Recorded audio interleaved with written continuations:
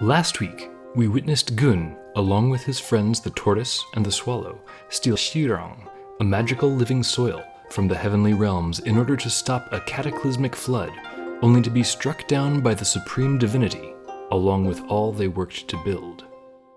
This week, the second half of the story, the struggle for survival against the unforgiving elements, continued by Yu as he works to control the waters.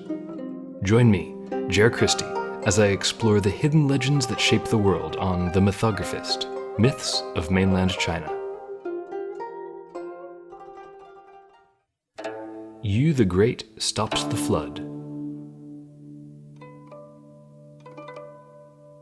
The rains fall and the floods rise. When one stops, the other begins again.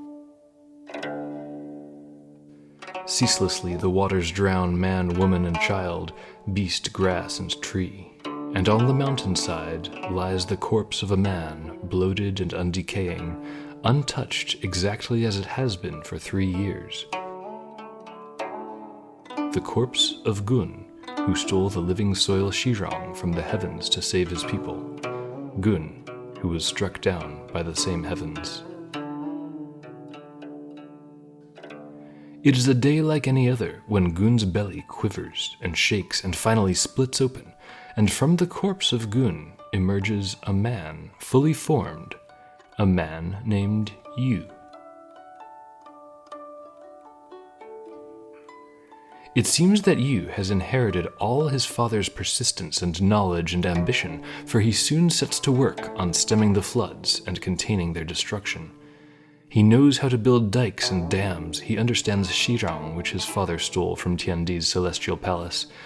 Yu labors tirelessly, and soon he leads the workers in their efforts. But perhaps more important than all of these things is one thing he knows that his father did not understand. No matter what mystical tools he uses, or how many men toil under his command, Yu knows that he and his people can never win their battle as they are now. So Yu sets out in search not of better tools, nor of more workers, nor of magic from the gods, but instead of knowledge and understanding. Perhaps he travels for many days in the pouring rain, peering ahead through the gray and sodden air as he keeps to the road. Perhaps his feet sink deep into the mud with every step he takes, and he wonders where his travels will take him. Perhaps he knows his path, and he takes it courageously. Perhaps it is only a few minutes' walk to the knowledge he seeks. Or perhaps he doubts himself, or does not even know why he wanders, for his entire life has been one of rains and floods, and perhaps he has never even seen the sun, or dreamt of what a dry season might be. Whatever may be the road Yu walks, it takes him to the door of the one called Hoji. Now, Hoji has lived for many years, and he is called the father of millet, for it is he who first showed the people the grains that were good for them to eat. His wisdom, like that of the great farmer Shennong and the bringer of fire Suiren, is not strictly in the ways of the natural world, but rather in turning the powers of nature to work for woman and man. Hoji welcomes him in, and in the firelight of the old man's home, Yu says, "My lord, I seek to complete the work of my father Gun, and contain the floods that our peoples may again live in safety and stability. I have worked and thought, but I know only that we cannot overcome this hardship. I beg of you, help me, for our dams cannot hold back the waters, and our fields drown year after year as the rivers rise."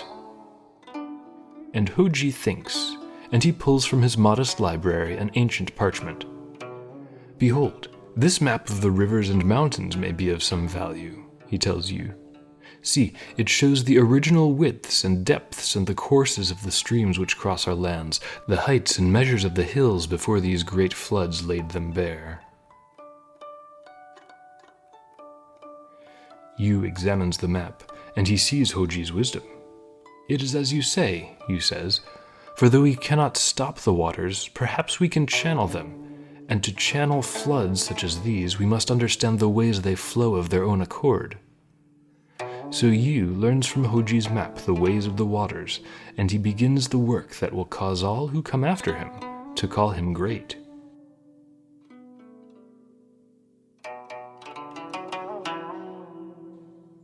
It comes to pass that, while working on the slopes of Mount Tu, Yu falls in love with a woman of the local tribe, and they are wed in her village. But only 5 days later, the floods call Yu away. "I must go," he tells his bride, "and guide our people as we strive against the waters."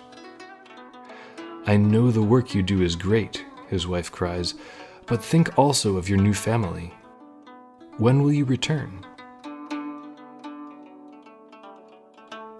"I do not know," Yu replies, sad but resolute. "I know only that the floods claim many husbands, wives, and children, and that they must be stopped. For see, our farming has filled the rivers up with soil, and the same works that lifted us above the animals have also caused us great harm." And Yu guides construction wisely. With the knowledge gained from Hoji's map, he dredges muddy tributaries and widens the passage of the Yellow River so that its banks are not so easily overflowed. Every night he sleeps with the workers, laboring alongside them. It is 9 months before he again passes by his own home, and from within he hears the screams of his wife in labor. The midwives beg him to come to her aid, but he refuses. "What would my workers say if I abandoned them?" he asks, "for they have left their families too." Years go by, and still Yu toils. He channels the waters away from towns. His workers soothe the fury of the floods and direct them to water the fields. When next he passes by his house, he hears his young son calling out, "Father, come home!" Sadly, he shakes his head. "How can I return to my home," he says, "when still these waters sweep away the homes of others? Only when the homes of all are safe shall I return." With the rivers channeled and the flood waters diverted, Yu and his men build solid works and dams, walls and bastions against what floods may come. And for a 3rd time he passes by his doorstep where his wife and his son, now fully 10 years old, plead with him to return. "If only I could," he mourns, "but still there is work that must be done before all are safe." And so it is that Yu does not return home for 13 long years, until the lands are safe from flooding, and the rivers can once again bear the waters entrusted to them. The fame of Yu and his great deeds spreads to every corner of the land. So well has he guided the people, and so wisely designed the new irrigation systems, that Emperor Shun himself comes, bearing gifts beyond Yu's imagination. "Yu," says the emperor, "you have shown yourself wise and understanding, not only in guiding the forces of nature, but also in winning the hearts of the people. These are the qualities of a truly great leader, and it is you who shall bear the title of emperor when I am finished with it." "I cannot accept such an honor," Yu protests. "I did only my duty, and have acted only as any man should. The throne of the land is too great for me." But Shun and all the nobles beneath him insist. So, Yu and his family move to the emperor's palace, and he learns the ways of the court alongside Emperor Shun. And one day, when Shun's time has ended, the throne passes to Yu. It is he who establishes Xia, the first dynasty of the Middle Kingdom, and he reigns with the understanding of one who knows that nature is not to be fought and subdued, but rather directed and walked alongside. And for all his rule and for the rest of his days, he is no less wise and no less steadfast in the service of his people, so much that he is remembered not simply as Yu, but as Yu the Great, an example to which all rulers may aspire.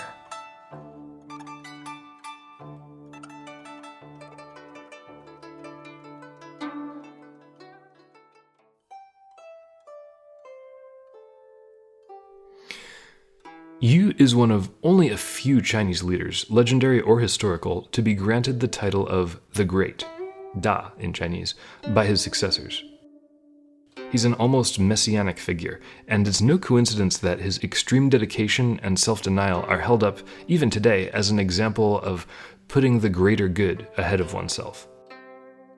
He's also traditionally credited with the writing of the Shanhai Jing, or Classic of Mountains and Seas, an important mythohistorical text that chronicles the known world at the time, and which I used quite a bit as a reference in my research. There are dozens of other legends about Yu, as well as variations of this story. Sometimes, instead of Hoji giving him the map, it's Hebo, god of the Yellow River. Other times, Yu can't figure out Hoji's map, so Dimunyangnyang, the mother goddess of the earth, sends a sparrow carrying an easier map. Sometimes Gun is killed by xirang, and sometimes Yu is xirang. Sometimes Yu is born like a normal person, and other times he comes out of Gun riding a dragon. Sometimes he can turn into a bear, which embarrasses his wife so much that she turns into a rock. Sometimes his subordinate defeats the spirit of the Huai River, which is a giant green and white monkey. For all that, though, in my research, Yu was only mentioned by 2 or 3 respondents as one of the most important figures or stories. His biggest claim to fame these days is through the title of his story, Yu the Great Controls the Waters, or Da Yu Zhi Shui, sorry about my pronunciation, which has become a 4-character idiom celebrating his long-suffering dedication to the greater good. It's interesting to note, too, that as far as the stories go, the transition from Gun to Yu marks the end of supernatural influence on Chinese history. As mentioned, Yu founded the Xia dynasty, which, while technically legendary, was pretty much human. No gods, spirits, demons, or monsters were really involved. And of course, while fantastical beings certainly are present in stories that were written later on chronologically, for example, the plots of Investiture of the Gods and Journey to the West actively depend on the agency of the gods. These stories were written as knowing riffs on pre-existing legends, just like a lot of our fantasy books and movies today. In other words, if a story with supernatural elements was written after Gun and Yu, we can be pretty sure that it is intended as fiction, not as a recounting of history. Before them, we're not quite so sure.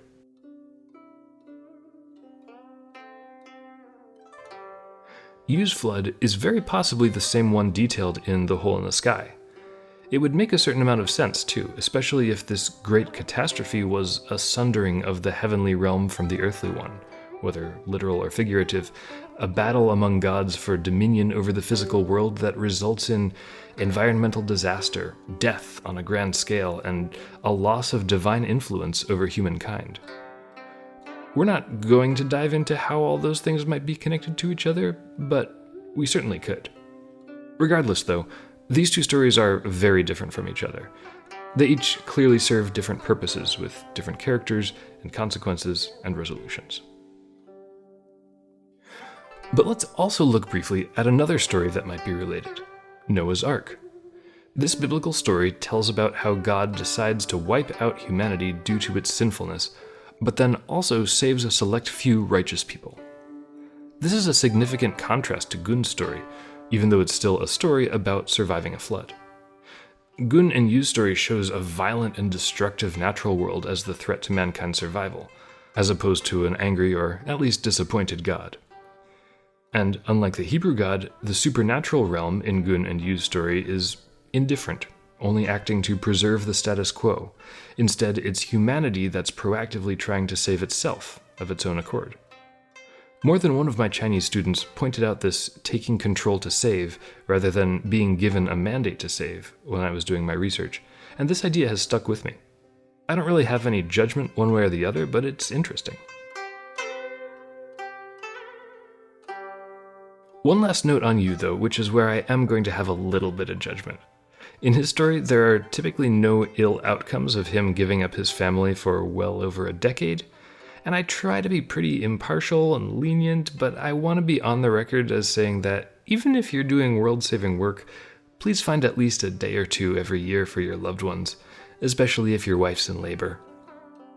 I think this is more of a modern sensibility than a necessarily Eastern versus Western mindset, but once again, it's just one more example of that fascinating conflict between the stories we tell and how we think and what we believe.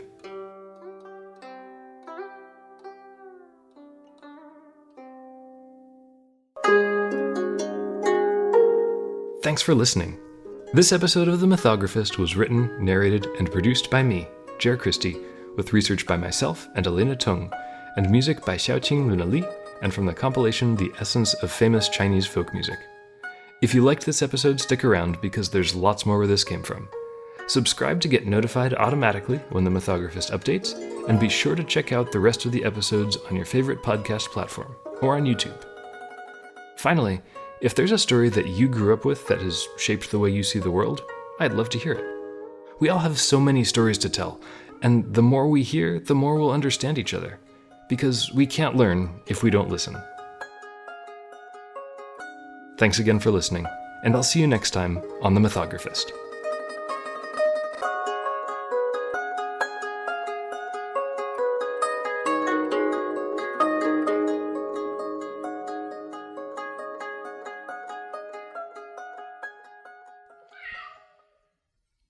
Ciao.